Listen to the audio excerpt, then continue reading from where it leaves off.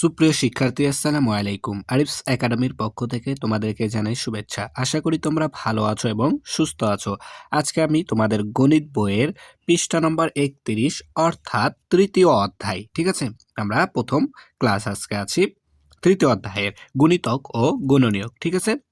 তো আজকের এই ক্লাসে গুণিতক ও গুণনীয়কের আজকের টপিক হবে আমাদের গুণিতক, ঠিক আছে? গুণিতক কি এবং আমরা গুণিতক কিভাবে নির্ণয় করতে পারি সে বিষয়ে আজকে আমাদের আলোচনা, ঠিক আছে? তো প্রথমে আমাদের প্রশ্ন হচ্ছে যে গুণিতকটা কি আসলে, ঠিক আছে? তো দেখো গুণিতকটা আসলে আমাদের কি। তো গুণিতক হচ্ছে বাংলা সংজ্ঞা, দেখো কোনো সংখ্যার গুণিতক হলো ওই সংখ্যার সাথে যে কোনো পূর্ণ সংখ্যার গুণফল, ঠিক আছে? তাহলে ওই সংখ্যার সাথে অর্থাৎ যে সংখ্যার তোমাকে গুণিতক বের করতে বলবে ওই সংখ্যার সাথে যে কোনো পূর্ণ সংখ্যার গুণফলই হচ্ছে কি ওই সংখ্যার গুণিতক। যেমন দেখো এখানে ৩, ঠিক আছে? যদি আমরা ৩কে ২ অর্থাৎ পূর্ণ সংখ্যা ২ দ্বারা গুণ করি তাহলে হবে ৬, ঠিক আছে? এটা হচ্ছে একটা গুণিতক। আবার যদি ৩কে ৩ দ্বারা যদি গুণ করি তাহলে ৩ তিরিককে ৯ হবে, এটা একটা গুণিতক।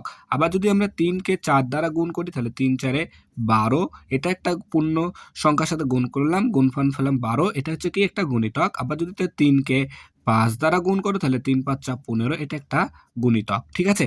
অর্থাৎ আমরা বলতে পারি যে যে সংখ্যার গুণিতক বের করতে বলবে ওই সংখ্যার নামতা পড়ে পড়েও কিন্তু আমরা খুব সহজে বের করে ফেলতে পারি, তাই না?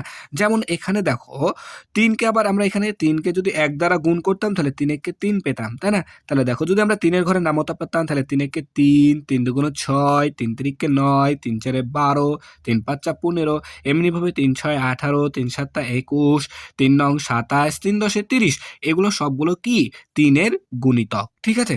ঠিক তেমনিভাবে আমরা ৪ এর গুণিতকটাও বের করতে পারি। যেমন ৪ একে ৪, ৪ দুগুণ ৮, তাই না? ৩ চারে ১২, ৪ চারে ১৬, ৪ ৫ যা ২০, ৪ ৬ ২৪, ৪ ৭ ২৮, তাই না? এগুলো সবগুলো কি ৪ এর গুণিতক, ঠিক আছে? তাহলে আমরা নামতা পড়েও কিন্তু গুণিতকটা বের করতে পারি, ঠিক আছে? তাহলে আমরা সাধারণত নামতা পড়েই বের করব, ঠিক আছে? এটা আমাদের সহজ হবে, ঠিক আছে? তাহলে এখন গুণিতক কি সেটা তো বুঝলাম, তাই না?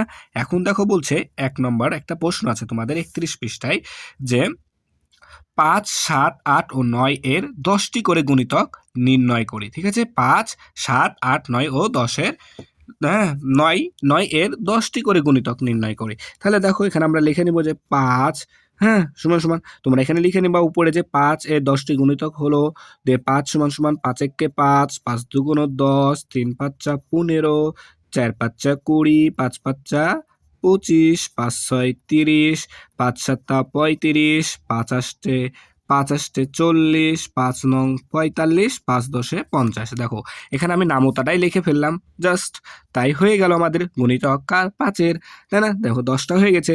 তারপরে বলেছে কার ৭ এর, তাহলে ৭ সমান সমান লিখতে পারি ৭ একে ৭, ৭ দুগুণ ১৪, ৩ ৭ ২১, ৪ ৭ ২৮, ৫ ৭ ৩৫, ঠিক আছে? ৫ ৭ ৩৫, তারপরে হচ্ছে দেখো সরি, তাহলে ৫ ৭ ৩৫, তারপর ৬ ৭ ৪২, ৭ ৭ ৪৯, ২৭ ৫৬, ঠিক আছে না? ২৭ ৫৬, তারপরে দেখো ৭ নং ৬৩, ৭ ১০ ৭৭, ঠিক আছে? তাহলে দেখো আমাদের কি হয়ে যাচ্ছে ১০টি করে, ঠিক আছে? এবার দেখো ৮ এর, তাহলে ৮ একে ৮, ৮ দুগুণ ১৬, ৩ ৮ ২৪, ৪ ৮ ৩২, ৫ ৮ ৪০, ৫ ৮ ৪০, ৫ ৮ ৪০, ৬ ৮ ৪৮, ৭ ৮ ৫৬, ৮ ৮ ৬৪, ৮ নং ৭২, ৮ ১০ ৮০, তাই না? এরপর দেখো ৯ এর বলেছে ৯ এর ১০টি গুণিতক, তো ৯ এর ঘরে নামতাটা লিখলেই হয়ে যাবে। তাহলে দেখো ৯ সমান লিখতে পারি ৯ কে ৯, ৯ দুগুণ ১৮, ৩ নং ২৭, তাই না? ৪ নং ৩৬, ৫ নং ৪৫, ৬ নং ৫৪, ৭ নং ৬৩, ৮ নং ৭২, ৮ নং ৭২, ৯ ৯ ৮১, ৯ ১০ ৯০। তাহলে দেখো ১০টি করে কিন্তু আমরা গুণিতক পেয়ে গেলাম, ঠিক আছে না? খুব সহজে।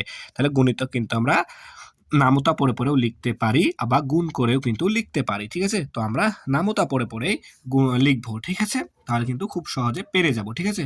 তাহলে দেখো ৩১ পৃষ্ঠার এই একটা অঙ্ক ছিল, এটাও সমাধান করা হলো এবং আমাদের গুণিতক কিভাবে নির্ণয় করতে হয় সেটাও আমরা এই ক্লাসে শিখলাম। ঠিক আছে? তাহলে আশা করি তোমরা বুঝতে পেরেছো। ঠিক আছে? তাহলে আজকে এই পর্যন্তই। ভিডিওটি ভালো লাগলে অবশ্যই লাইক, কমেন্ট, শেয়ার করতে ভুলবে না এবং পরবর্তী ভিডিও সবার আগে পেতে আমাদের চ্যানেলটি সাবস্ক্রাইব করে রাখো। আল্লাহ হাফেজ। আসসালামু আলাইকুম ওয়া রাহমাতুল্লাহ।